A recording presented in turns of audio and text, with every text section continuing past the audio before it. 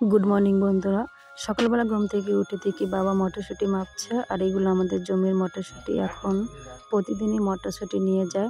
বরমশাইয়ের আজ সকালে ডিউটি, তাই ঘুম থেকে উঠে রান্না বসিয়ে দিয়েছি। আমার রান্না বান্না কমপ্লিট। আমি বাবার জন্য ভাত বেড়ে নিলাম। আজ আমি করেছিলাম ফুলকপি আর আলু দিয়ে তরকারি, আর শাক ভাজা, মটরশুঁটি ভাজা। বরমশাইয়ের জন্য টিফিনটা বেড়ে রেডি করে রাখলাম। বাবাকে আর বরমশাইকে খেতে দিয়ে আমি চান টান করে চলে আসলাম ঠাকুর ঘরে।